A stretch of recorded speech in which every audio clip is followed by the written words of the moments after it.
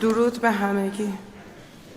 درود به پدر ایرانم، دختر زیبا و نازنینش. ما نه سیاست مداریم، نه حقوقدان، نه پژوهشگر و هیچ چیز دیگه. یک مادر داغدار،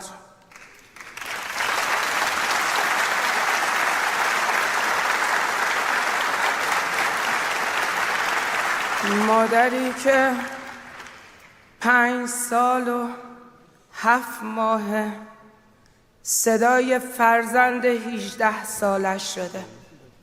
صدای فرزندی که با 5 تا گلوله کشتنش و این مادر شد حنجره این فرزند.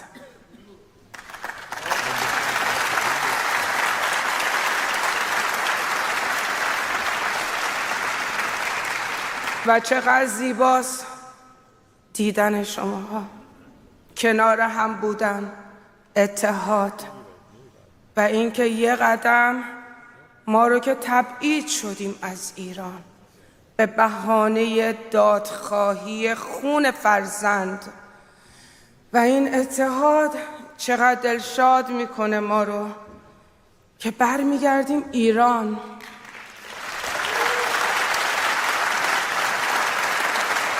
ایرانمون رو میخوایم پس بگیریم از دست ضحاک، از دست دشمن و میخوایم پدر ایران رو برگردونیم همگی با هم به وطن.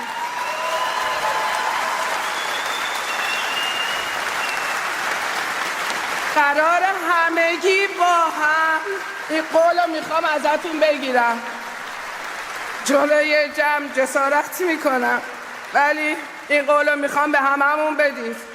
کنار ما وسط میدون شهیات به جای تمام بچه هایی که نیستن با ما بلند بلند بخندید.